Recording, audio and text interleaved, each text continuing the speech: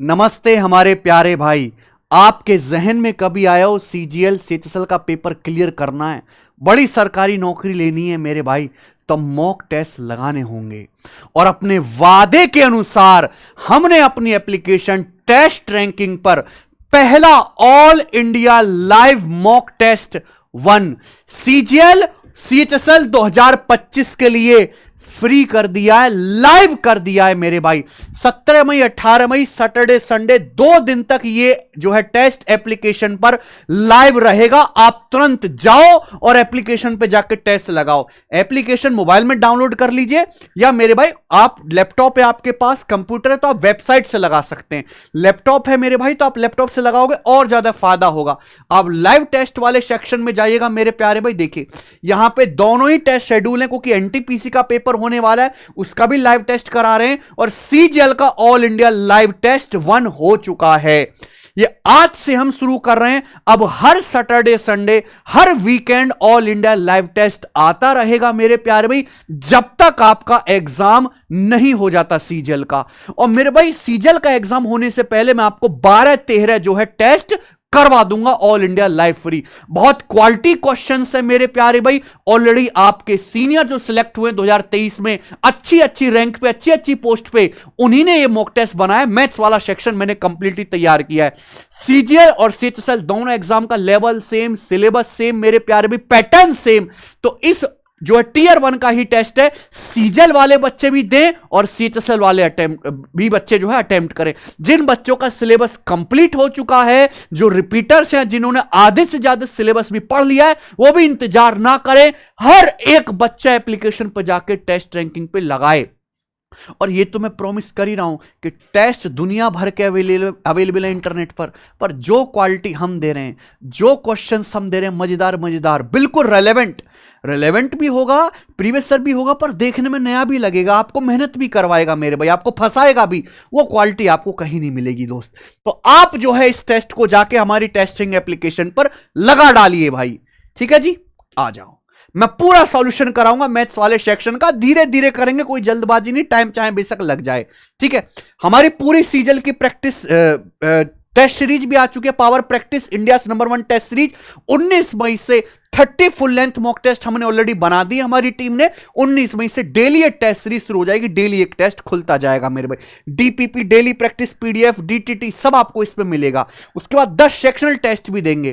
तो ये तो ऑल इंडिया लाइव टेस्ट हम दे ही रहे हैं, चलेगा, सभी बच्चों के लिए फ्री रहेगा। पीवाईक्यू एप्लीकेशन पर ऑलरेडी डाला हुआ है सारा, और पीवाईक्यू के अलावा ये जो नए क्वेश्चन की टेस्ट सीरीज है ये भी आ चुकी है। कि एग्जाम में ज्यादा समय है नहीं, जो सिलेक्शन लेने वाले बच्चे हैं वो तो अपना भैया सारा काम छोड़ के केवल टेस्ट लगाने पे बैठ गए, वो टूट पड़े टेस्टों पे। अगर आपको भी नौकरी चाहिए तो टेस्ट पे ना ऐसे भूखे शेर की तरह टूट जाओ, जैसे शेर टूट जाता है ना अपने शिकार पे, और दबोच डालो, नोच डालो। और हम तो आपको बढ़िया वाला खाना दे रहे हैं, है ना। शेर को सबसे ज्यादा कौन सा जानवर पसंद है? शायद भैंस उसको ज्यादा पसंद है। ऐसी मेरे भाई मैं आपको सबसे बढ़िया टेस्ट सीरीज दे रहा हूं, सबसे बढ़िया क्वेश्चंस का कंपाइलेशन दे रहा हूं, और पूरा सिलेबस एकदम रिवाइज हो जाएगा मेरे भाई, पूरा जो है सब्जेक्ट, बहुत मजा आएगा। शुरू करते हैं। पहला सवाल, 24,000 की धनराशि वार्षिक रूप से, मैं बिल्कुल एग्जाम ओरिएंटेड अप्रोच बताऊंगा कि जैसे आपको एग्जाम में करना था। 24,000 रुपए की धनराशि वार्षिक रूप से चक्रवृद्धि होने वाली 15% वार्षिक ब्याज दर पर कितने सालों में 36,501 रुपए हो जाएगी? सवाल में यह बोला है कि अगर ब्याज की दर 15% है, आपने इन्वेस्ट कर दिया 24,000 रुपए, तो मुझे बताओ कितने सालों में आपका पैसा 36,501 रुपए हो जाएगा? 2, 3, 4, 5 ऑप्शन है, बहुत फर्क है बेटा। एक साल में बहुत फर्क आ जाएगा ब्याज का। आप अप्रोक्स देखो, 24,000 रुपए 36,000 बन गए, 24,000 रुपए 36,000 बन गए, तो 12,501 बढ़ गया। 24,000 का आधा होता है 12,000। आपको कितना बढ़ा मेरे प्यारे में? 12,501 रुपए एक्स्ट्रा मिला, ये आपका ब्याज है। यानी कि जो आपको ब्याज मिला है 50% से ज्यादा है, 50% से हल्का सा ज्यादा आपको ब्याज मिला है, 50% से ज्यादा आपको हल्का सा ज्यादा है ब्याज मिला है। कि 24,000 का 12%, 50% ही 12,000 होता है। ठीक है, आपको ब्याज मिला है 12,501, तो 50% से आपके ज्यादा ब्याज मिला है। कब मिलेगा? 50% से हल्का सा ज्यादा है। अगर ब्याज की दर 15% है तो 2 साल में मिलेगा 15 और 15 का सक्सिव 32.25%। लेकिन अगर ब्याज की दर 15% है तो 3 साल में कितना मिलेगा? 15 15 15 का सक्सिव, 3 बार सक्सिव करेंगे तो 52% होता है। याद होना चाहिए, 10 का 3 बार 33.1%, 5 का 3 बार 15.7625%, 15 15 15 का सक्सिव लगभग 52% होता है। तो 50% से ज्यादा ब्याज आपको 3 साल में मिलेगा। यही आंसर होगा। इससे बोलते हैं एप्रोक्स सवाल को उड़ाना बिना कैलकुलेट किए। इससे बढ़िया तरीका नहीं है सवाल करने का मेरे भाई, ठीक है। एक संख्या को 13 से भाग करने पर रिमाइंडर 6 आता है। उस संख्या के स्क्वायर को अगर हम 13 से भाग करेंगे तो रिमाइंडर क्या होगा? मान लीजिए मेरे प्यारे, कितना बेसिक सवाल है। कोई संख्या n है, हम किसी संख्या को 13 से डिवाइड करते हैं तो बच्चों शेषफल यानी कि रिमाइंडर कितना आता है? 6। अगर हम उस संख्या का स्क्वायर करते हैं यानी कि n स्क्वायर को अगर 13 से भाग करेंगे तो रिमाइंडर क्या होगा? भाई अगर हमने संख्या का स्क्वायर किया तो शेषफल का भी स्क्वायर हो जाएगा, रिमाइंडर 6, 6 का भी स्क्वायर हो जाएगा 36। जो एक्शन नंबर में वही रिमाइंडर में। आप बताओ बच्चों, 13 से भाग करने पर क्या कभी शेषफल 36 आ सकता है? नहीं। इस 36 को वापस 13 से भाग करना होगा कि शेषफल हमेशा डिवीजर से छोटा आना चाहिए। वापस 13 से भाग करो, 13 दूनी 26 कट जाएगा, क्या बचेगा? 10, यानी कि रिमाइंडर 10 आएगा। D option. खेल खत्म। इतना प्यारा सवाल था, दिल गार्डन गार्डन हो गया। ये देखिए, यदि रूट एक्स माइनस 1/√x 7 है तो एक्स स्क्वायर प्लस 1/x² का मान क्या होगा? रूट एक्स से एक्स स्क्वायर में जाना है, अरे 2 बार स्क्वायर करना है भैया, खेल खत्म। अगर मैं इसका स्क्वायर करूंगा, रूट एक्स का स्क्वायर होता है एक्स, ये माइनस स्क्वायर करने पर बीच में प्लस आएगा तो x प्लस 1/x की वैल्यू आएगी मेरे प्यारे भी, क्या आएगा? फॉर्मूला याद है, अगर x माइनस 1/x के है तो एक्स स्क्वायर प्लस 1/x² के स्क्वायर प्लस 2। जब मैं इसका स्क्वायर करूंगा रूट एक्स का स्क्वायर एक्स आएगा, लेकिन बीच में प्लस हो जाएगा। फॉर्मूला होगा के स्क्वायर प्लस 2। 7 का स्क्वायर 49, 49 जमा 2 51, 51 आ गया, लेकिन आंसर नहीं आया। फिर से इसका स्क्वायर करना है, x प्लस 1/x का फिर से स्क्वायर करना है तो एक्स स्क्वायर प्लस 1/x²। लेकिन ध्यान रखिएगा, इस बार प्लस से प्लस में ही जाना है बच्चों, इस बार हमें यहां प्लस से प्लस में ही जाना है। तो फॉर्मूला क्या लगेगा? के स्क्वायर माइनस 2, यानी कि 51 का स्क्वायर माइनस 2। 51 का स्क्वायर 2601, 2601 में से 2 घटाएंगे तो 2599, 2599, 2599 आंसर है ए ऑप्शन। ऑप्शन से भी सवाल हो सकता था कि परफेक्ट स्क्वायर -2 आएगा आंसर। आगे चलिए, सवाल यूपी पुलिस एसआई का है बच्चों। अगर कोई आदमी किसी काम का, है ना, ये देखो मॉक टेस्ट में मैंने यूपी पुलिस एसआई का सवाल डाल दिया, अलग अलग एग्जाम के क्वेश्चन हमने डाले हैं। यदि कोई आदमी किसी काम का 3/8 भाग 12 दिन में पूरा करता है तो बचे काम को पूरा करने के लिए उसे और कितने दिन लगेंगे? देखो मान लो 3/8 काम 12 दिन में करता है, टोटल काम 8 है। मैंने मान लिया कि टोटल काम 8 है, 8 में से आदमी ने 3 यूनिट काम किया, 3 यूनिट काम करने में 12 दिन लगे। कितना दिन लगा? यानी कि 4 गुना समय लगा। अगर 8 में से 3 यूनिट काम हो चुका तो बचा काम कितना है मेरे प्यार भी? 5 यूनिट। अगर मान लीजिए टोटल काम है 8 कुर्सी बनाने का, 8 में से 3 कुर्सी बनाने में 12 दिन लगे, 4 गुना, तो बची 5 कुर्सी, 5 कुर्सी बनाने में और कितना दिन लगेगा? 5 का 4 गुना, यानी कि 20 दिन और लगेगा, 20 डेज और लगेगा। बताइए इससे आसान सवाल क्या होगा? मेंटली करने वाला सवाल है बच्चा, मेंटली करना है। सवाल नंबर है आपके सामने 5। ये बताओ बच्चे, क्वेश्चन नंबर 5, बहुत बेहतरीन सवाल। एक दुकानदार एक वस्तु के अंकित मूल्य पर 30% की छूट देता है और ग्राहक छूट वाले मूल्य पर अतिरिक्त 10% की छूट भी प्राप्त करने में कामयाब हो जाता है। यानी कि एक दुकानदार ने ग्राहक को वस्तु के अंकित मूल्य पर 30% और 10% की तो लगातार छूट दी। इस प्रकार कुल 925 रुपए की छूट मिलती है ग्राहक को। अगर दुकानदार को वस्तु बेचने से 12.5% लॉस होता है दुकानदार को आर्टिकल बेचने पे 12.5% लॉस होता है, तो दुकानदार के लिए सीपी यानी कि क्रय मूल्य क्या है, सीपी बताना है। आप बताओ, एक दुकानदार ने 30% की छूट दी, फिर 10% की छूट दी मेरे प्यारे भाई, क्लियर है? तो देखिए, आप ये फॉर्मूला से भी कर सकते हैं, आप ये रेशियो से भी कर सकते हैं, जो आपको पसंद आए। 30% छूट का मतलब है मेरे प्यारे भाई 3/10। 10% छूट का मतलब है जी 1/10।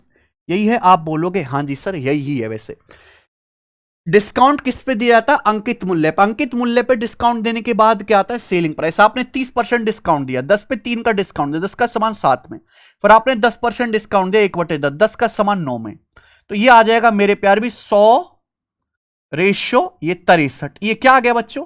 ये एमपी से एसपी का रेशियो आ गया। यानी कि अगर किसी वस्तु का अंकित मूल्य 100 रुपए है, 100 यूनिट है, तो 100 का समान फाइनली 63 में सेल हुआ, सेलिंग प्राइस 63 है। तो आपने डिस्काउंट कितना दिया? अगर 100 का समान 63 में बिका तो आपने डिस्काउंट दिया 37। 100 में से आप 63 घटाइए, 37 का डिस्काउंट दिया, जबकि डिस्काउंट है कितना बच्चे? 925 रुपया, 925 रुपए। तो कितने गुना हो गया भाई? ये हो गया जी 37 दूनी 74, 16 2 18, 37 पंजे 185, 25 गुना, 25 गुना हो गया। देखो यहां से मार्क प्राइस भी निकाल सकते, पर सेलिंग प्राइस से आसान रहेगा। सेलिंग प्राइस क्या आ जाएगा? अगर मैं सेलिंग प्राइस पूछूं 63 की यूनिट, 63 यूनिट के लिए 63 का 25 गुना, ये सेलिंग प्राइस आ गया मेरे प्यारे भाई। ये आ गया वस्तु का सेलिंग प्राइस यानी कि विक्रय मूल्य, ये सेलिंग प्राइस आ गया। बोलो बात समझे? पूछा कॉस्ट प्राइस, भाई दुकानदार को सामान बेचने से 12.5% लॉस हुआ। 12.5% की फ्रैक्शन वैल्यू होती है 1/8। 1/8 लॉस होने का मतलब, अगर सामान का सीपी 8 है तो 8 पे 1 का लॉस हुआ, तो सामान बिका कितने में? 7 में। अगर सामान का सीपी 8 है तो 8 पे 1 का लॉस हुआ, सामान बिका कितने में? 7 में। ये सेलिंग प्राइस 7 यूनिट की वैल्यू दे रखी है मेरे भाई, ठीक है ना? बहुत बेहतरीन कनेक्ट कर दिया। 7 कह लो, ये बेटा कितने हैं? 7 से 63 9 गुना, 25 निम्मा 225 आ गया। 7 से 63 9 बार जाएगा, 25 निम्मा 225, तो 8 की वैल्यू भी 225 गुना आएगी मेरे भाई, ये आएगा। यानी कि 1600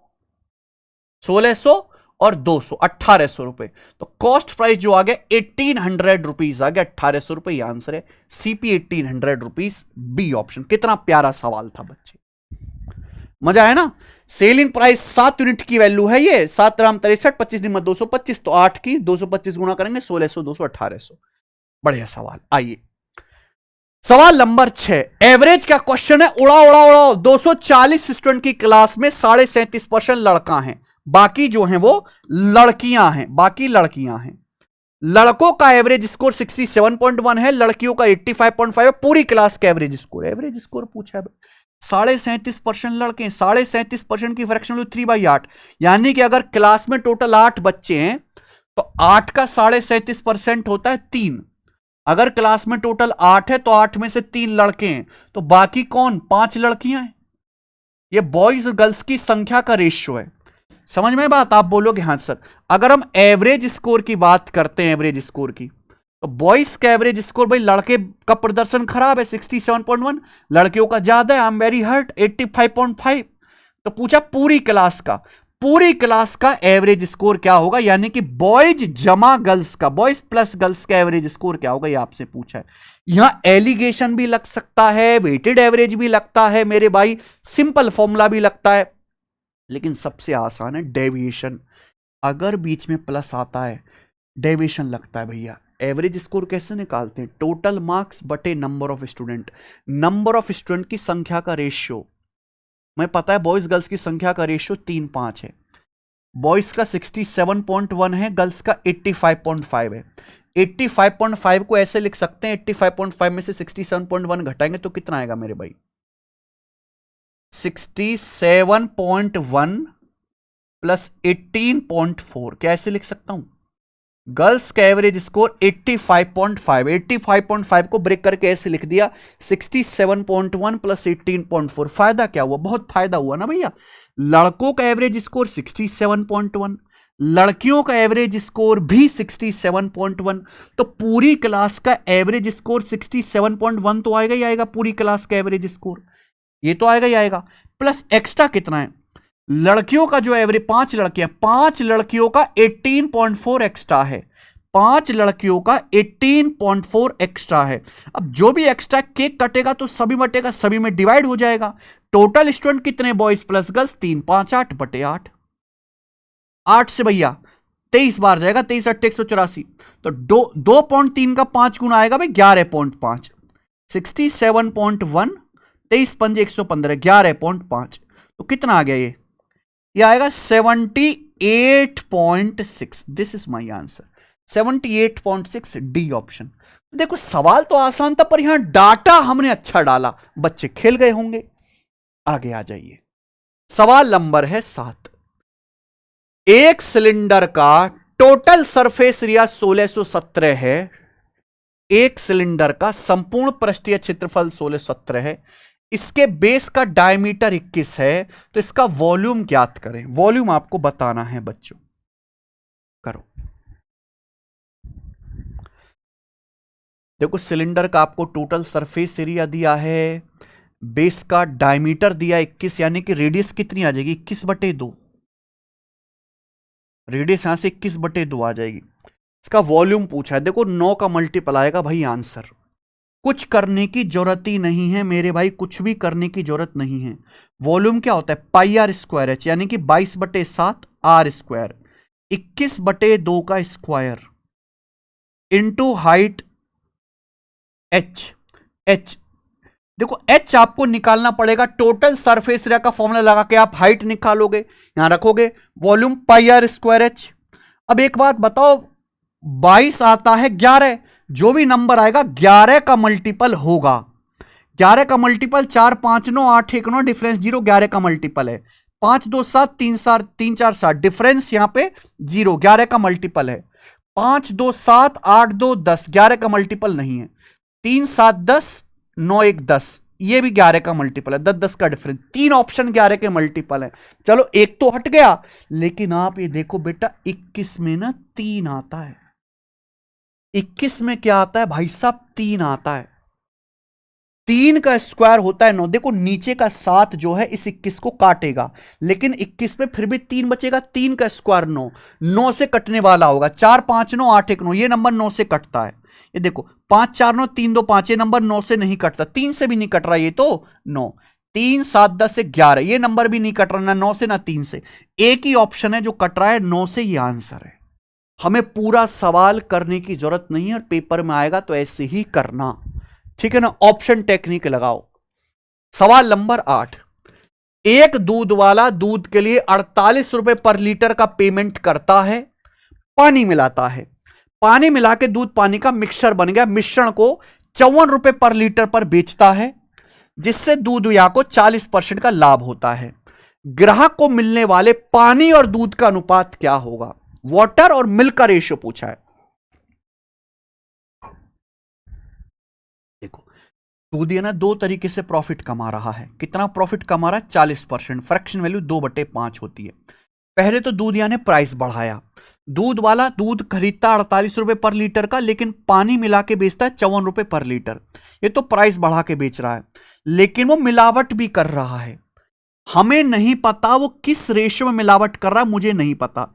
इन दोनों का सक्सेसिव यानी कि इन दोनों की सीधी सीधी गुणा, प्रॉफिट जो होगा सीधी सीधी गुणा होगा मेरे भाई। प्राइस भी बढ़ाया है, मिलावट भी करी है, दोनों की सीधी सीधी मल्टीप्लाई, 40% प्रॉफिट और 40% प्रॉफिट का मतलब 5 का सामान 7 में बिका, 5 का सामान 7 में, ये आया। तो ये भैया 6 से 6 8 48, 6 निम्मा 54 कट गया, तो क्वेश्चन मार्क कितना आ गया जी 8 7 56 और 9 पंजे 45, यानी कि उसने मिलावट इस अनुपात में की है, इस अनुपात में की है, मतलब कि अगर मान लीजिए कि उसने 45 मिल्क खरीदा था गांव से 45, तो उसने पानी मिला के 56 मिक्सचर बना दिया, यह मतलब हुआ मेरे प्यारे भाई।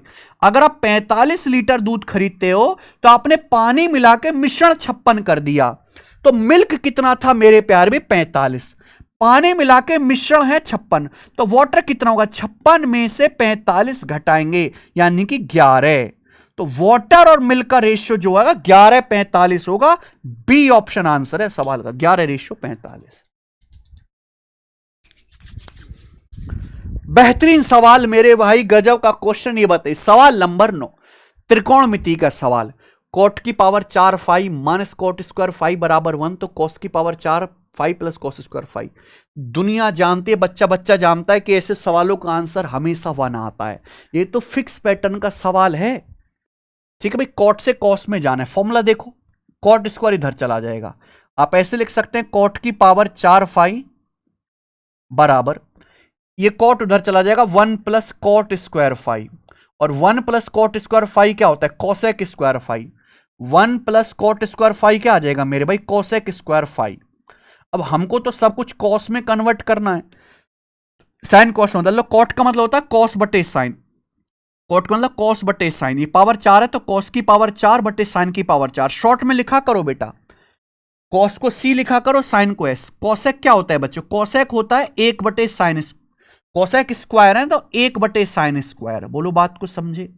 ये देखिए ये इधर आ जाएगा, तो कॉस की पावर 4 बराबर क्या आ जाएगा, साइन की पावर 4 बटे साइन स्क्वायर, यानी कि साइन स्क्वायर आ गया।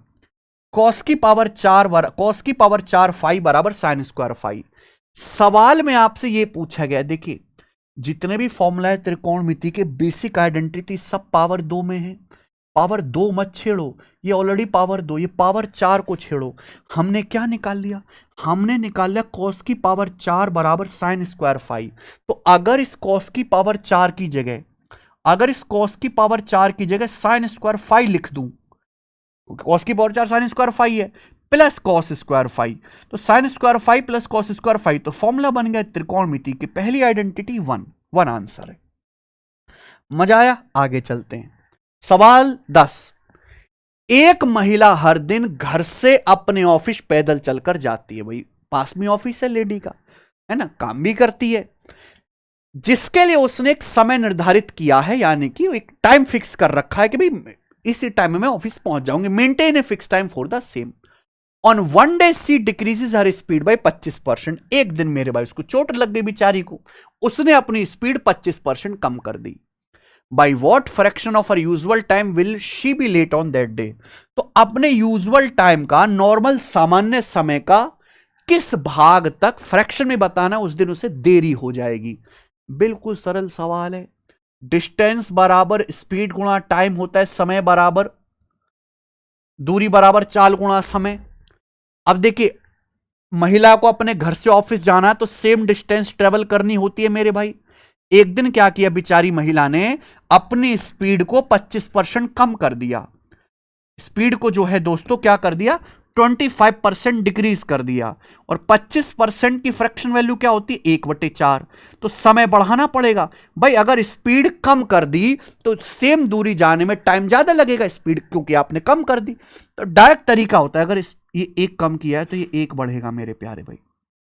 नीचे बेस क्या आएगा, देखो ये 4 - 1, 3 ही एक्शन कर लो, 1/3, यानी कि टाइम को 1/3 बढ़ाना पड़ेगा।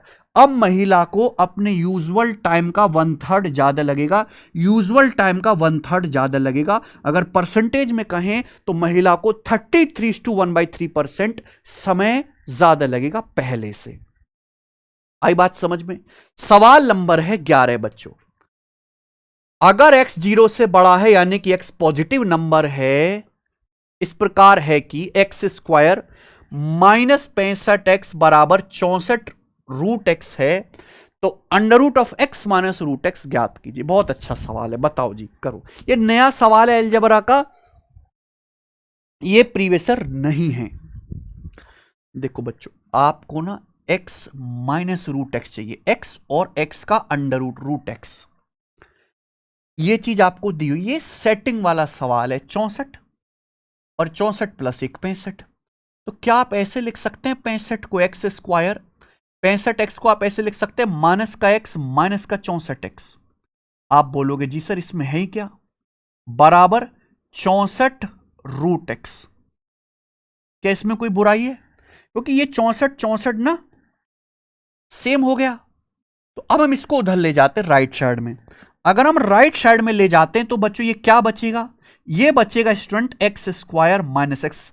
कर लीजिए, ये अलजेब्रा का ऐसा सवाल है जो आसान है, फेमस भी है, लेकिन मेरे भाई अभी आया नहीं है। तो -64 जब उधर जाएगा तो 64x plus 64√x, 64x plus 64√x, तो 64 कॉमन आ जाएगा, 64 कॉमन आ जाएगा मेरे प्यारे भाई। बात को समझे? आप बोलोगे हाँ सर, अब ये x प्लस √x है, कुछ पल्ले पड़ रहा है क्या? ये है एक्स स्क्वायर, ये है -x, तो क्या बेटा x जो होता है वो क्या होता है? √x का स्क्वायर। क्या x √x का स्क्वायर नहीं होता? आप बोलोगे सर, तो ये जो x है क्या अपन लोग इसको √x का स्क्वायर नहीं लिख सकते? लिख सकते हैं, x का मतलब √x का स्क्वायर। क्या ये फॉर्मूला नहीं बन गया a square minus B square? A square minus B square का फॉर्मूला होता है अलजेब्रा में a minus B into A plus B, यानी कि x माइनस √x। ये सवाल बच्चों को मॉक टेस्ट में नया लगेगा, x minus √x into x plus √x बराबर राइट साइड में 64x plus √x, right side में 64x प्लस √x। चूंकि x पॉजिटिव नंबर है 0 से बड़ा, तो भाई ये वैल्यू भी पॉजिटिव होगी, ये भी पॉजिटिव होगी, क्योंकि सब जुड़ रहा है तो कट जाएगा। इसे हम लेफ्ट हैंड राइट हैंड से काट सकते हैं, यानी कि x माइनस √x बराबर क्या आ गया? 64 आ गया। ठीक है, यही आंसर है। यहां पे अंडर लेके बोला है तो आप भी अंडर ले लो, तो x माइनस √x का भी आप रूट लेंगे, तो 64 का √8। सवाल मुश्किल नहीं था, बस एक ही लॉजिक आपको लगाना था कि यहां ब्रेक करना बड़े हिसाब से, है ना। 2 स्टेप का सवाल है मात्र। आगे आ जाते हैं मेरे भाई। ठीक है जी, देखो अगर आप अर्थमेटिक बहुत वीक है, 25 में से मान के चले 13-14 सवाल अर्थमेटिक का आएंगे, क्योंकि टीसीएस जो अर्थमेटिक ज्यादा पूछ रहा है, एडवांस का एक एक सवाल ही वो दे रहा है मेरे भाई। तो अगर आप अर्थमेटिक पढ़ना नहीं चाहते, कोई बैच से नहीं पढ़ना चाहते, तो ये अर्थमेटिक के हमारे क्लास नोट्स हैं। क्लास नोट्स इतने हेल्पफुल, सारे अर्थमेटिक कंसेप्ट शॉर्ट ट्रिक एक जगह लिखा हुआ मिलेगा। जो हम एप्लीकेशन पे पढ़ाते हैं ना कैरविल पे, वही है डुअल कलर में। देखो इसमें जैसे क्वेश्चन इंग्लिश में भी है, हिंदी में भी, और सॉल्यूशन हैंड रिटन है, तो बिल्कुल आपको क्लास वाली फीलिंग आएगी। देखो कितना बढ़िया कंटेंट है, 2600 क्वेश्चन है, सारे टाइप इस किताब में कवर है अर्थमेटिक के। तो ये क्लास नोट्स आप ऑर्डर करके मंगा सकते हो मेरे प्यारे बच्चों। ठीक है जी, आ जाओ। सवाल नंबर है आपके सामने 12। 4 पुरुष 5 महिलाएं 8 दिन में 8800 कमाते हैं, 7 पुरुष 10 महिलाएं 5 दिन में 10,250 कमाते हैं। 8 पुरुष 12 महिलाएं कितने दिनों में 21,600 रुपए कमा सकते हैं?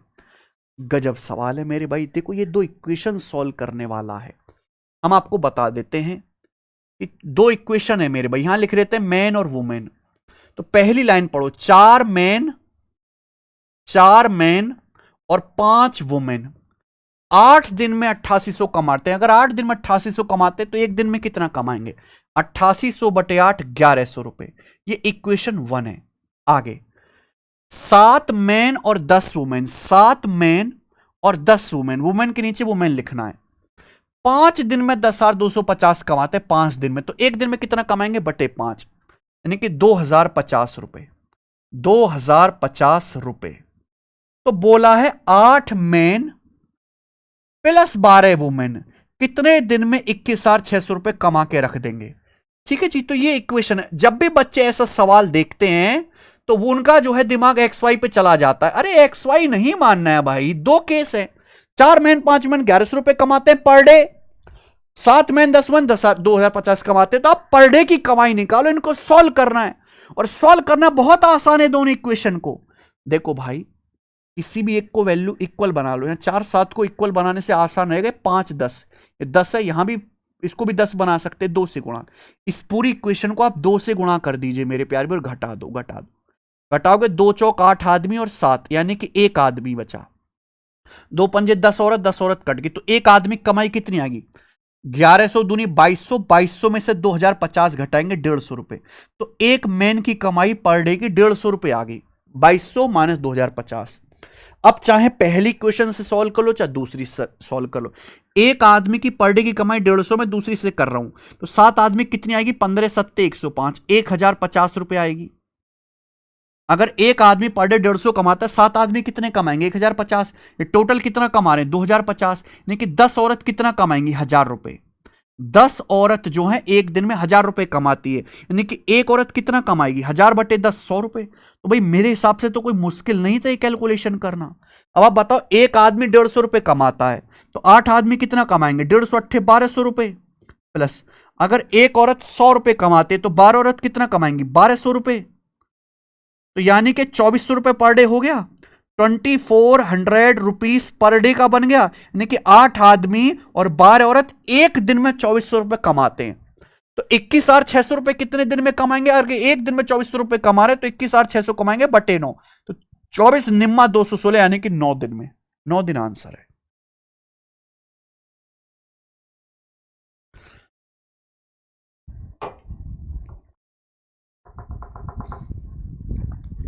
आसान सवाल है, कोई मुश्किल डाटा भी नहीं। सवाल number 13, internal and external radii of a hollow hemispherical bowl are 20 and 23 centimetre respectively. What the total surface area of कटोरा?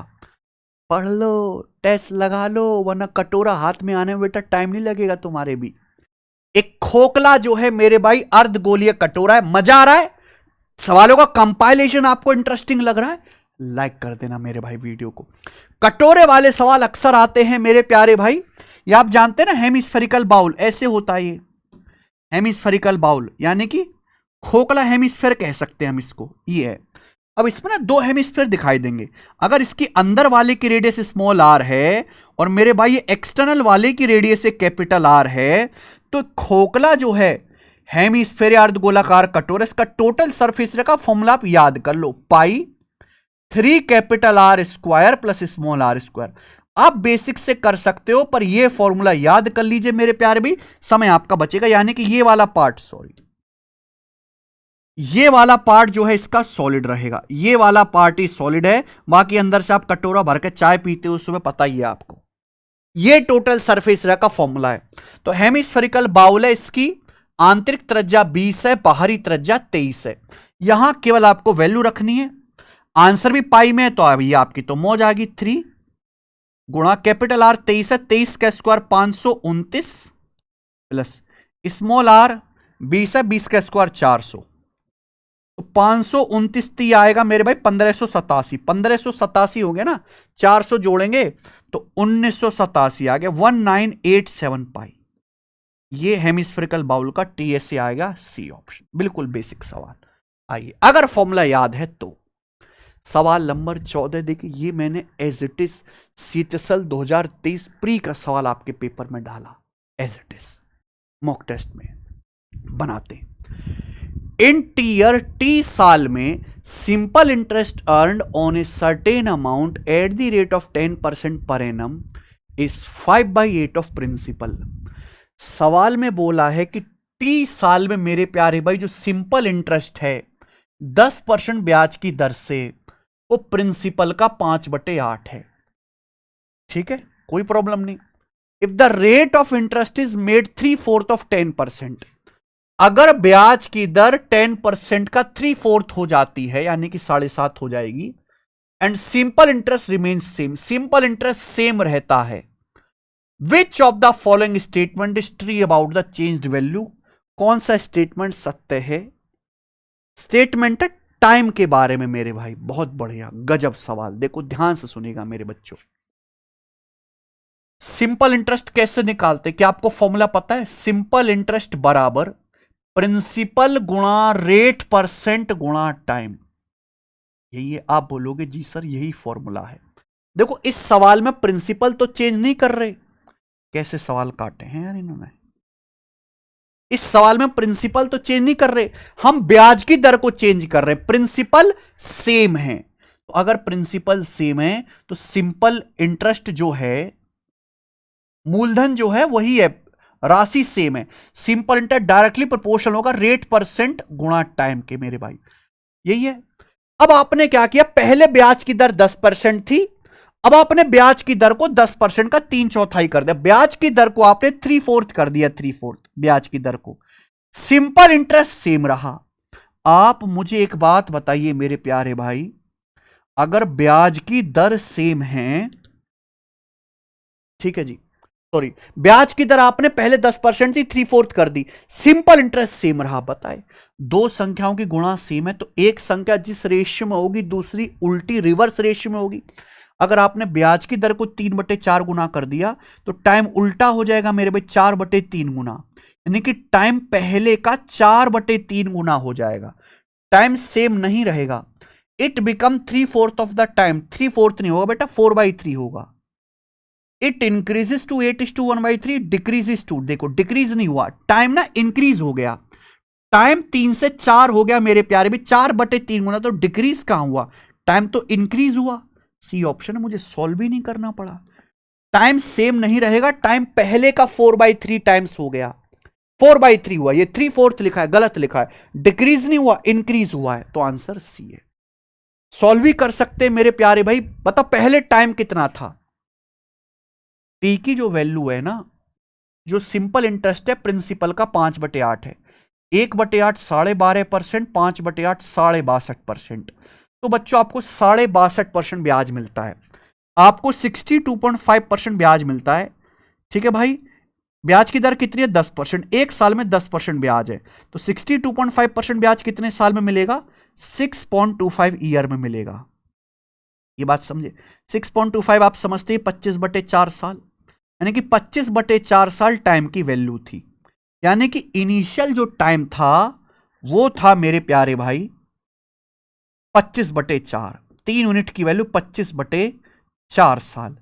अब जो टाइम हो गया 4 यूनिट, तो 4 की वैल्यू क्या आएगी मेरे भाई, 4 ऊपर 3 नीचे, 25/3, 25/3 साल। और 25/3 को क्या बोलते हैं, 8:1/3 तो बोलते हैं। 3 की वैल्यू 25/4, 4 ऊपर 3 नीचे। बढ़िया सवाल है मेरे भाई, अच्छा लगा। ये देखो सवाल नंबर है आपके सामने 15, ये ज्योमेट्री का है। त्रिभुज एबीसी में एम और एन एबीएसी पर दो बिंदु हैं, ओ भुजा एमसी और एनबी का प्रतिच्छेदन बिंदु है, दिया गया है M ratio M B 7:9, M N B C के समांतर है। अच्छा पहले डायग्राम बना लेते हैं, ट्रायंगल बनाना ही पड़ेगा, समझ में नहीं आएगा मेरे भाई। ठीक है जी, सवाल को हाँ या मैंने थोड़ा ही चेंज करके बनाया है, याद आ गया सवाल जी, क्या है ये, ट्रायंगल ए बी सी, नया सवाल है, थोड़ा सा चेंज करके मैंने बनाया है। त्रिभुज ए बी सी है, एम और एन दो पॉइंट है ए बी ए सी पर, और ये एम एन बी सी के समांतर है। एम एन जो है मेरे भाई यहां पर बी सी के पैरेलल है, ए एम से एम बी का रेशियो 7 है, तो ऐसे हो गया मेरे भाई। ये मान लीजिए कि भुजा ए बी पर पॉइंट एम है और ये जो है ए सी पर पॉइंट एन है। ठीक है जी, ये दोनों साइड पैरेलल हो गई। आगे क्या बोला गया है, एम सी और एन बी का इंटरसेक्शन पॉइंट ओ है, तो ये हमने मेरे भाई मिलाया, एम से सी को मिलाया है और हमने ये एन बी को मिलाया है। ये दोनों एक दूसरे को यहां काटते हैं पॉइंट ओ पर, तो बेसिकली ये क्या बन जाता है, ये ट्रेपेजियम बन जाता है, ट्रेपेजियम, क्योंकि ये दोनों साइड सवाल में पैरेलल बोली है। एम एन सी बी एक समलंब चतुर्भुज बन गया। एम से एम बी का रेशियो 7:9, एम से एम बी का रेशियो मेरे प्यारे भाई यहां पे 7:9 होगा। तो सवाल में आपसे पूछा है ट्रायंगल एम ओ एन और ट्रायंगल बी ओ सी के एरिया का ratio, triangle M O N और ये ट्रायंगल बी ओ सी, इनके एरिया का रेशियो आपसे पूछा है। बिल्कुल बेसिक सवाल, बताओ बच्चों। देखो भाई, अगर आपने किसी ट्रायंगल में ये पैरेलल लाइन खींचे तो ये दो ट्रायंगल बन जाते हैं छोटे बड़े, दोनों ट्रायंगल सिमिलर होंगे। करस्पॉन्डिंग साइड का रेशियो का, छोटे ट्रायंगल में 7 है, बड़े ट्रायंगल में इसके करस्पॉन्डिंग कितना हो जाएगा, 7 + 9 16। बड़े ट्रायंगल में इसके करस्पॉन्डिंग क्या हो जाएगा मेरे भाई, पूरा हो जाएगा, 7 + 9 16 हो जाएगा, 7 9 16 16 हो जाएगा। तो ये छोटे बड़े ट्रायंगल में ये भी तो करस्पॉन्डिंग साइड है, ये वाली और ये वाली। अगर छोटे बड़े ट्रायंगल में संगत भुजाओं का अनुपात 7:16 है, 7:16, तो ये रेशियो भी तो एम एन से बीसी का रेशियो भी तो 7:16 होगा, एम एन से बीसी का रेशियो भी 7:16 होगा। एक्चुअली सवाल में पूछा क्या है, सवाल में आपसे पूछा है कि भाई इस वाले ट्रायंगल,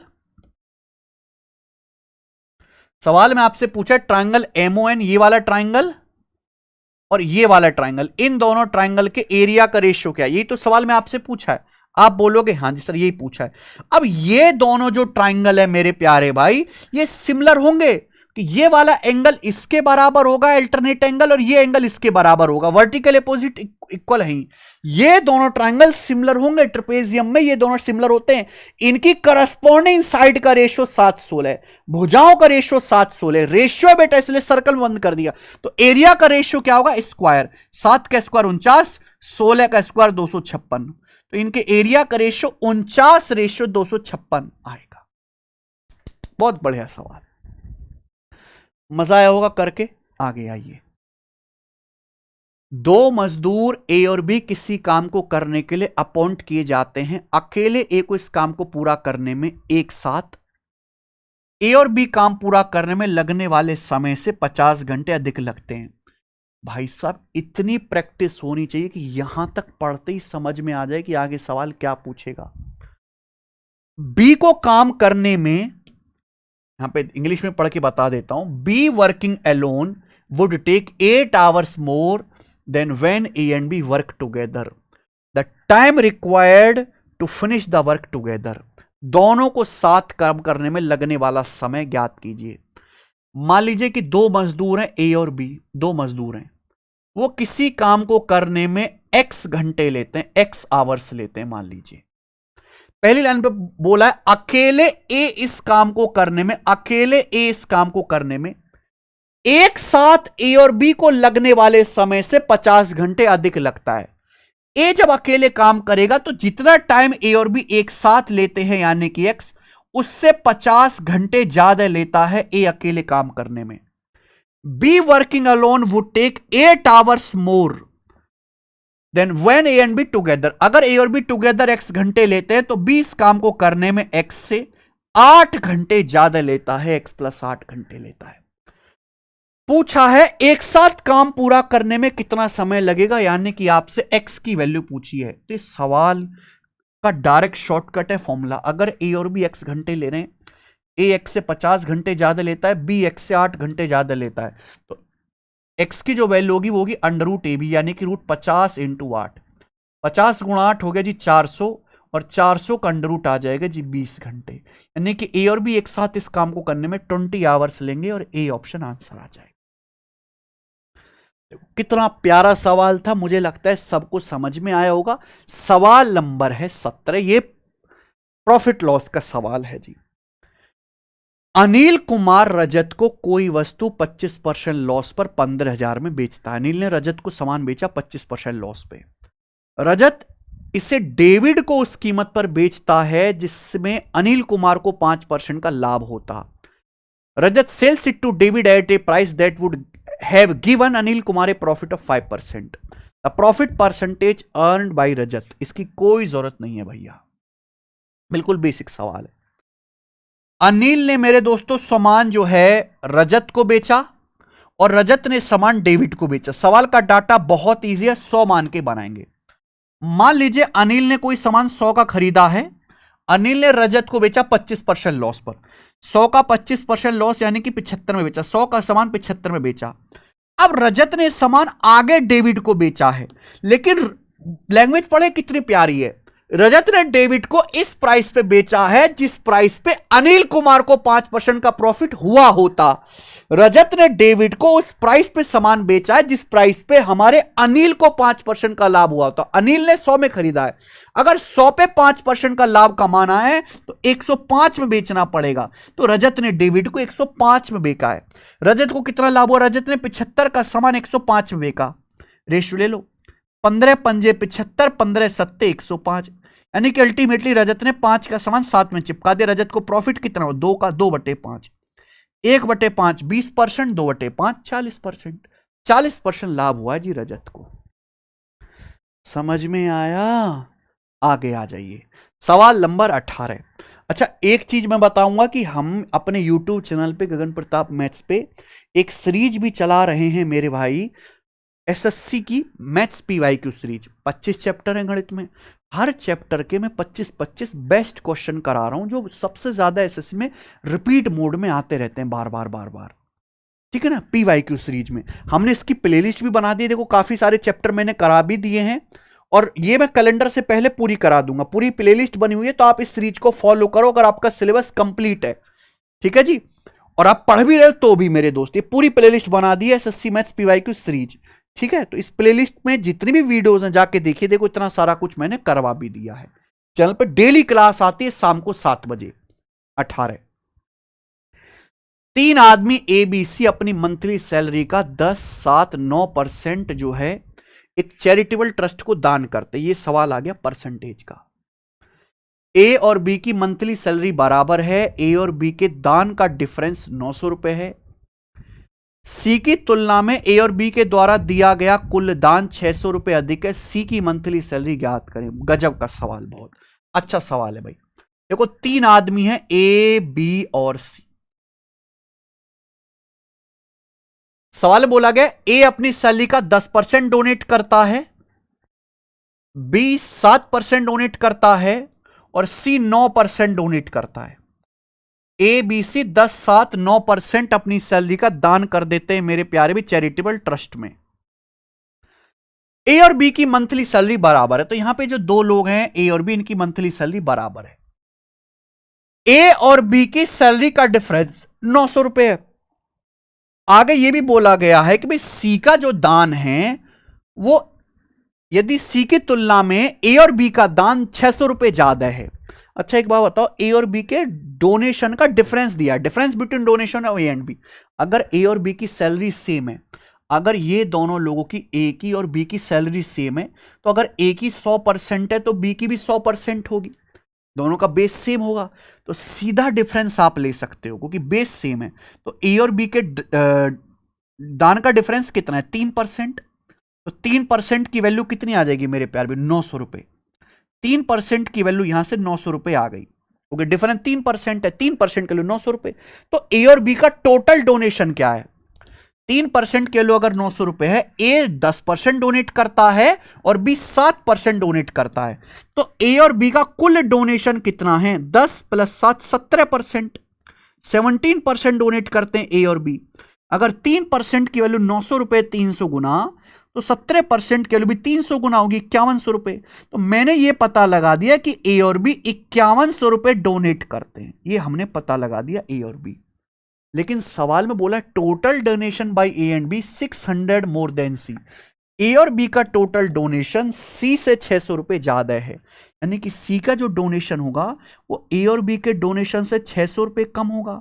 तो 5100 रुपए में से 600 रुपए घटाओ, यानी कि 4500 रुपए। तो सी का जो डोनेशन है 4500 रुपए आ गया। पूछा है सी की सैलरी, बड़ा प्यारा सवाल है।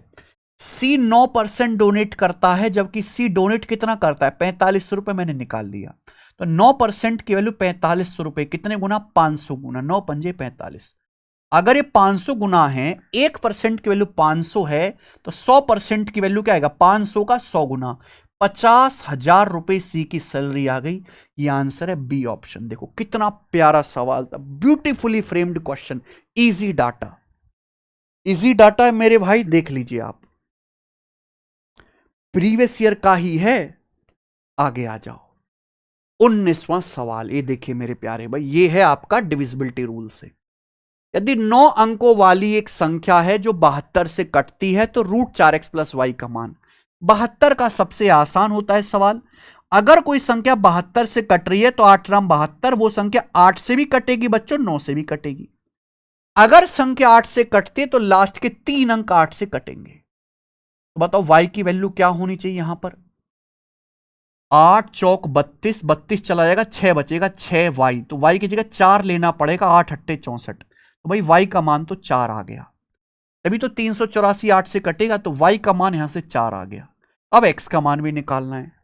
x का मान कैसे आएगा कि भाई ये संख्या 9 से भी कटनी चाहिए, तो इसका डिजिटल सम 9 होगा। डिजिटल सम निकालो। 9 8 1 9 6 3 9 7 8 15 4 19।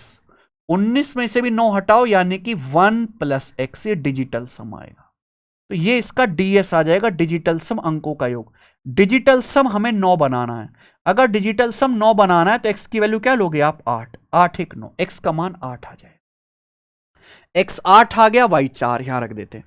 x की जगह 8 रखेंगे तो 8 चौक 32 + 4 36, 36 का √6 इस सवाल का आंसर है। निहायत इजी सवाल है बच्चों ये, है ना। तो हर तरीके के सवाल इस टेस्ट में है। सवाल नंबर है 20 आपके सामने। ओके, देखो ये सवाल त्रिकोणमिति का है और चित्र भी दिया है इस सवाल में। इस डायग्राम में दिए गए मापों का उपयोग करो। भाई मेजरमेंट जो डायग्राम में फिगर में दे उसका यूज करो और वैल्यू बताओ। Sine five plus ten theta, sine five minus ten theta. तो दो एंगल है फाइव और थीटा। ये वाला एंगल फाइव है मेरे भाई, दिख रहा है ना। ये वाला जो एंगल है फाइव है और ये जो एंगल है आपका ये थीटा है। तो ये 90 डिग्री है। देखो साइन बना रखा है, ये भी 90 डिग्री बना रखा है। 13 ये 12 तो 5 आ जाएगा। 5 12 13 सिंपल आ गया। 5 12 13 ट्रिपलेट सिंपल बन गया। तो फाइव का तो सब हो जाएगा। थीटा कैसे आएगा? थीटा ये है। अब बताओ मेरे भाई, देखो ध्यान से सुनिएगा। अगर आपको थीटा पीटा तभी निकलेगा टेन थीटा जब राइट एंगल ट्राइंगल हो। राइट एंगल ट्राइंगल नहीं है तो राइट एंगल ट्राइंगल बनाओ। आप यहां से अपनी मर्जी से पैरेलल लाइन खींचो, समांतर रेखा। आप यहां से अपनी मर्जी से एक पैरेलल लाइन खींचो जो 90 डिग्री के कोण पर जाके मिले। ऐसे पैरेलल लाइन खींचो।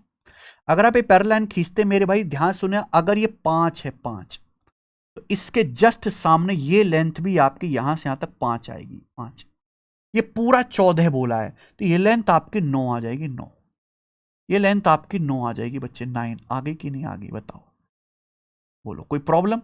ये लेंथ आपकी यहां से यहां तक 9 आ जाएगी। 9 क्योंकि 5 और 9 14। अब ये 12 है। अगर ये 12 है तो इसके सामने ये भी 12 आ जाएगा। ये भी 12 है। 90 डिग्री बन गया मेरे दोस्तों, सॉल्व हो गया। ठीक है जी, खेल खत्म। हमें साइन फाइव चाहिए। एंगल फाइव है तो साइन फाइव कितना आएगा बच्चों? साइन होता है परपेंडिकुलर बटे हाइपोटेन्यूस, लंब बटे कर्ण। फाइव के लिए आपका 5 आपका लंब है और 90 के सामने 13 हाइपोटेन्यूस है। टेन थीटा, टेन थीटा आपको निकाला लंब बटे आधार। अगर इस एंगल थीटा को देखो, थीटा के सामने 12 परपेंडिकुलर है, थीटा से सटा हुआ 9 बेस है, तो 12 बटे 9 आ गया जी 4 बटे 3। 3 चौक 12, 3 3 4 बटे 3 दोनों आ गया। तो ये इस सवाल का सिंपल लॉजिक है कि नीचे तो राइट एंगल बन रहा था ये वाला, लेकिन ऊपर राइट एंगल ट्रायंगल नहीं था, तो पैरेलल लाइन खींच के आपको राइट एंगल ट्रायंगल बनाना पड़ा। कोई नया भी सवाल आए तो ऐसे ही सोचना है, या वैल्यू रख दो। साइन फाइव 5 बटे 13 प्लस टेन थीटा 4 बटे 3 अपॉन 5 बटे 13 माइनस 4 बटे 3। क्लियर जी? आप बोलोगे यस सर बिल्कुल क्लियर है।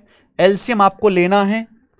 13 3 13 3 39 तो कट जाएगा, तो 5 तिया 15 और 13 चौका 52। 15 और 52 67 बटे नीचे क्या आएगा भाई? 5 तिया 15 माइनस 39। तो 15 माइनस 39 कितना आ जाएगा जी आपका? 15 माइनस 52 होगा ना, सॉरी 5 तिया 15 माइनस 52 आएगा, तो ये जो है आपका माइनस का 37। तो ये आएगा जी माइनस 67 बटे 37। अब ठीक मैच कर रहा है, बी ऑप्शन आंसर है। लेकिन ये अच्छा सवाल, अच्छे अच्छे सवाल डाले मेरे भाई मैंने आपको रिलेवेंट। ये बताइए, सवाल है आपके सामने 21वां। अगर ब्याज को अर्धवार्षिक रूप से चक्रवृद्धि किया जाता है, हाफ ईयरली कंपाउंड किया जाता है, what the compound interest on sum of 12,600 for 1.5 year if the interest is compounded half yearly. और ये भी अप्रोक्स में देखो भाई, 12,600 रुपए प्रिंसिपल है, समय है 1.5 साल, ब्याज की दर 20% पर एनम। तो आपसे और हाफ ईयरली हम कंपाउंड कर रहे हैं, कंपाउंड इंटरेस्ट क्या होगा? बिल्कुल लल्लू पल्लू सवाल है, कुछ भी नहीं है मेरे भाई। समय 1.5 साल है। 1.5 साल का मतलब 18 महीने। 1.5 साल का मतलब 6 महीने की 3 साइकिल बनेंगी। 6 महीना 6 महीना 6 महीना हो गया 18 महीना 1.5 साल। ब्याज 1 साल में 20% है, तो 6 महीने में कितना ब्याज होगा? 10%। अगले 6 महीने में 10%, नेक्स्ट 6 महीने में 10%। तो आपको जो सीआई मिलेगा बच्चों वो 10 10 10 का सक्सेसिव मिलेगा। 10 तो सगे वाला है, 10 10 10 का सक्सेसिव होता है 33.1% आपको ब्याज मिलेगा। ठीक है भाई, कितना? 12,600 रुपए के प्रिंसिपल का, तो जो ब्याज होगा 12,600 का 33.1% होगा मेरे भाई। ये निकालना है।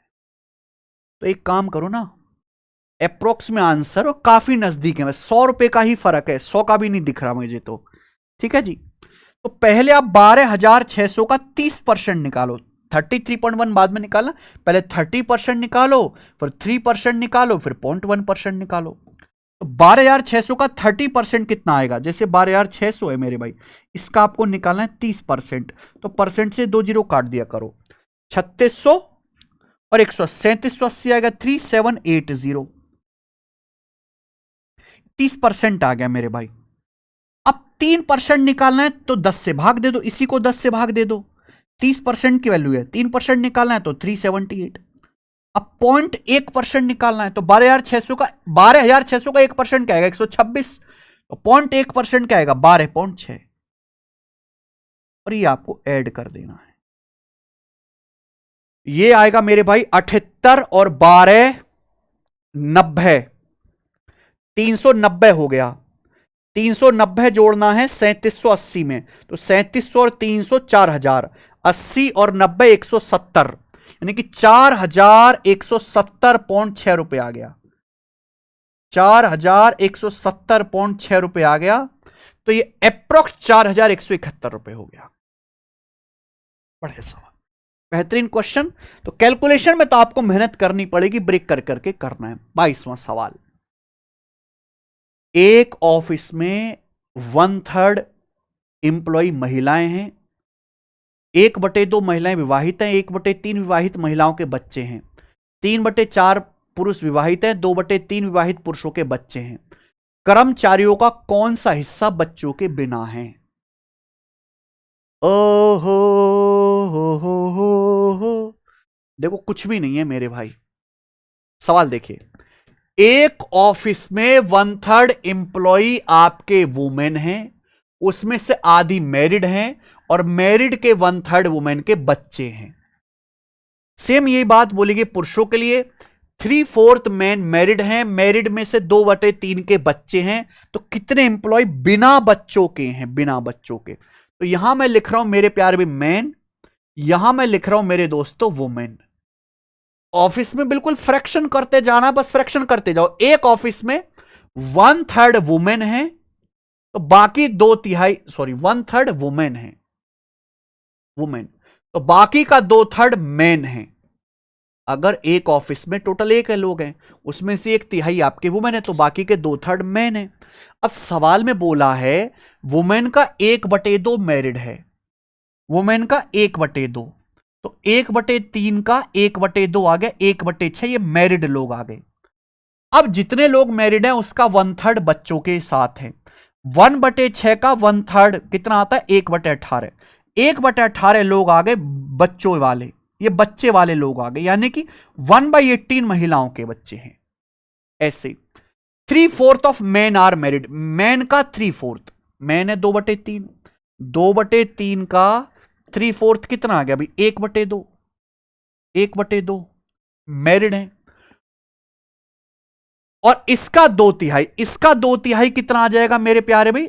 1/2 का 2/3 कितना आ जाएगा? 1/3, 1/3 आपके मैन बच्चों वाले हैं, तो 2/3 मैन है, मैन का 3/4, यानी कि कितना हो गया? आधा। ये आपके मैरिड हैं, मैरिड का 2/3, 1/2 को 2/3 से गुणा करेंगे, 1/3 आपके बच्चों वाले। तो कितने लोग हैं जो बच्चों वाले ऑफिस में? ऐड कर दो, तो आ जाएगा 18, 7/18, तो 7/18 लोग बच्चे वाले हैं ऑफिस में। बोला कौन सा बच्चों के बिना? टोटल 1 है, 1 में से 7/18 के बच्चे हैं, तो बचा 11/18, 11/18 बच्चों के बिना है, ए ऑप्शन। हालांकि आप कुछ मान भी करके कर सकते हो, पर यह भी आसान तरीका है। ठीक है जी, आइए। एक त्रिभुज की ऊंचाई और आधार का योग 30 सेंटीमीटर है, त्रिभुज का अधिकतम संभावित क्षेत्रफल क्या होगा? एक ट्राइंगल के बेस और हाइट का योग 30 है। ट्राइंगल का मैं आपको ना पूरा कंसेप्ट बता दूं, ये सवाल नया है। जैसे ये ट्राइंगल है मेरे भाई, मान लीजिए ये ट्राइंगल का आपका एक बेस है स्मॉल ए, और इस सामने वाले वर्टेक्स से इसकी हाइट है एच, ये बात आप जानते हैं। तो सवाल में दिया है कि भाई एक ट्राइंगल के बेस और हाइट का सम 30 सेंटीमीटर है, 30। ट्राइंगल का मैक्सिमम एरिया क्या होगा? एरिया नहीं पूछा, एरिया तो निकाल ही नहीं सकते, एरिया तब निकलेगा जब बेस और हाइट दोनों पता हो। आपसे पूछा ट्राइंगल का एरिया क्या होगा। ट्राइंगल का एरिया होता है 1/2 बेस गुणा हाइट, बेस गुणा हाइट। अब आप मुझे बताओ मैक्सिमम एरिया कब आएगा? ये ट्रायंगल का एरिया होता है। अब आप मुझे एक बात बताओ, मैक्सिमम कब आएगा ट्रायंगल का एरिया? मैक्सिमम कब आएगा ये बताइए भैया। देखो 1/2 तो फिक्स है, जब ये वैल्यू मैक्सिमम होगी। अगर ये वैल्यू मैक्सिमम हो जाए, बेस गुणा हाइट, तो ट्रायंगल का एरिया मैक्सिमम हो जाएगा। हो जाएगा कि नहीं हो जाएगा? अगर किसी त्रिभुज के आधार और उसके ऊपर ऊंचाई की गुणा अधिकतम हो जाए। अब आप एक बात बताओ, ये नंबर सिस्टम का सवाल बन गया। अब अगर दो संख्याओं का सम फिक्स है, अगर दो संख्याओं का सम फिक्स है, तो मुझे प्रोडक्ट की मैक्सिमम वैल्यू चाहिए। प्रोडक्ट की मैक्सिमम वैल्यू चाहिए, बेस गुणा हाइट मैक्सिमम होना चाहिए। अगर दो संख्याओं का सम फिक्स है तो उनका गुणनफल मैक्सिमम तब होगा जब दोनों संख्याएं बराबर हो, यानी कि 15-15 हो। अगर बेस और हाइट दोनों 15-15 लेंगे तो प्रोडक्ट मैक्सिमम आएगा, यानी कि ट्रायंगल का एरिया भी मैक्सिमम हो जाएगा। तो 1/2 15 गुणा 15 यानी कि 15 का स्क्वायर हो जाएगा। तो 225/2 आ गया। 225/2 यानी कि 112.5 है मैक्सिमम एरिया। ठीक है, ये तो आसान सवाल था। आगे चलिए मेरे प्यारे भाई, सवाल नंबर है 24 डिस्काउंट चैप्टर से। एक व्यापारी को 25% का लाभ होता है जब वो 10% छूट देके बेचता है। अगर सेम अंकित मूल्य पर 22% की छूट देता है तो लाभ क्या होगा? देखिए, आप फॉर्मूला भी लगा सकते हैं मेरे प्यारे भाई, 100 मान के भी कर सकते हैं, जो आपको पसंद आए। देखो, प्रॉफिट या लॉस परसेंटेज किसको बेस मान के निकाला जाता है? सीपी को। मान लीजिए कि जैसे सीपी या रेशियो से बता देता हूं, वो ठीक है, वो भी एक तरीका बता देता हूं मैं आपको। एक व्यापारी को 25% का प्रॉफिट होता है जब वो 10% का डिस्काउंट देता है। तो बच्चों, क्या आप यहां से सीपीएमपी का रेशियो नहीं निकाल सकते आसानी से? सीपी से एमपी का रेशियो क्या आएगा? 100 - d/100 + p। डिस्काउंट कितना दिया? 10%, तो 100 - 10 90 है। प्रॉफिट होगा 25% का, 100 + 25 125। अब ये किससे चला जाएगा मेरे भाई? ये 5 से चला जाएगा 18 बार, और 125 चला जाएगा 25 बार। क्या इसमें कोई परेशानी? कोई परेशानी नहीं। यानी कि अगर सामान का कॉस्ट प्राइस 18 है तो सामान का मार्क प्राइस 25 है। सीपी अगर 18 है तो मार्क प्राइस जो है 25 है। अब बोला अगर सेम मार्क प्राइस पर 22% डिस्काउंट दोगे तो लाभ क्या होगा? मार्क प्राइस कितना है? 25 रुपए। अगर आप मार्क प्राइस पर 22% डिस्काउंट दोगे, हर चीज अपने आप में 100% होती है, 100% पे 22% डिस्काउंट दोगे तो सामान कितने में बिकेगा? 78% में। 100 - 22 78% में। क्या 78% की वैल्यू 0.78 आएगी, यानी कि सामान इतने रुपए में बिकेगा। सीपी का सामान इतने रुपए में आपका बिकेगा। ये सीपीएसपी का रेशियो ले लो, यही आपका प्रॉफिट होता है। डेसिमल से 2 जीरो, 25 चौका 100। ठीक है भाई, 6 तिया 18 और 6 से 78 13 बार। तो ये आ जाएगा मेरे भाई 3 चौक 12 रेशियो 13, यानी कि अल्टीमेटली 12 का सामान बच्चों 13 में बिका। तो प्रॉफिट कितना हुआ? 1/12 का। 1/12 होता है परसेंटेज में 8:1/3%। ये मैंने आपको एक तरीका बताया, और भी तरीके हैं करने के मेरे भाई, पर ये रेशियो मेथड हुआ। आगे चलते हैं। इस मॉक टेस्ट का all India live mock test जो हम अपनी एप्लीकेशन टेस्ट रैंकिंग पर हर सैटरडे संडे कराएंगे, उसका पहला टेस्ट हुआ। इसी तरीके से क्वालिटी सवाल आपको मिलते रहेंगे मेरे प्यारे भाई हर वीकेंड पे। आखिरी सवाल है डीआई का। ये पाई चार्ट आप पढ़िए। टोटल इनकम है मिस्टर एक्स की 1,20,000 रुपए। तो आपसे पूछा है, लाइट जलाना, तो पूछा कितना उन्होंने ट्रांसपोर्ट में पे किया। ये डिग्री में दिया है, 30 degree, 60 degree, 30 degree, 40, rent, clothing, miscellaneous, इस तरीके से खर्चा दिया है। देखो, टोटल जो होता है मेरे भाई 360 डिग्री होता है। पूरा एक राउंड जो होता है 360 डिग्री होता है। तो मिस्टर एक्स की जो टोटल इनकम है वो 360 डिग्री है। 360 डिग्री जो बोला है आपको 1,20,000 रुपए के बराबर बोला है। ये ध्यान रखिएगा मेरे भाई। पूछा है ट्रांसपोर्ट के लिए कितना पेमेंट किया, तो ट्रांसपोर्ट के लिए पेमेंट किया 30 डिग्री। ये है ना ट्रांसपोर्ट वाला, कितना पेमेंट किया? 30 डिग्री। 30 डिग्री की वैल्यू निकालनी है। तो भाई इससे आसान कोई सवाल हो सकता है क्या? बटे 12 ही तो हो गया। 360 को 12 से भाग कर दो। यहां भी 1,20,000 को आप 12 से भाग कर दो, 10,000 रुपए। तो ट्रांसपोर्ट पर मेरे प्यारे भाई 10,000 रुपए वो खर्च करते हैं मिस्टर एक्स, और ये आंसर आ गया डी ऑप्शन, खेल खत्म। इजी सवाल था मेरे दोस्त। इसी के साथ समाप्त। आपको ये मॉक टेस्ट कैसा लगा? टेस्ट रैंकिंग एप्लीकेशन से आप कितना फायदा उठा रहे हो? हमारी एप्लीकेशन कैसी है? हम किस तरीके से आपकी हेल्प कर रहे हैं वो मुझे कमेंट्स में जरूर बताइएगा मेरे भाई, है ना। ऑल इंडिया लाइव टेस्ट 2 जो अगले सैटरडे संडे होगा वो भी दीजिएगा मेरे भाई, है ना। 6 बजे से हम 8 बजे तक इसका टाइम ओपन करके रखेंगे, सभी बच्चों के लिए फ्री है। तुरंत आप लाइव रैंक, अपनी एनालिसिस, इंस्टेंट सॉल्यूशन तब मिल जाएगा और बिल्कुल रियल एग्जाम आपको एक्सपीरियंस मिलेगा। ठीक है बच्चे, तो कमेंट्स करके जरूर बताइएगा मेरे भाई।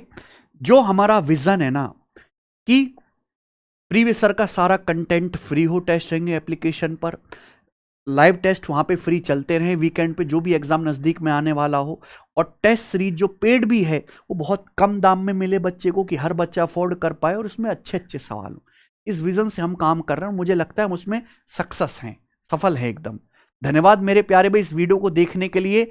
बाय। आपने 25 में से कितने सवाल ठीक किए ये भी मुझे कमेंट्स में बताना।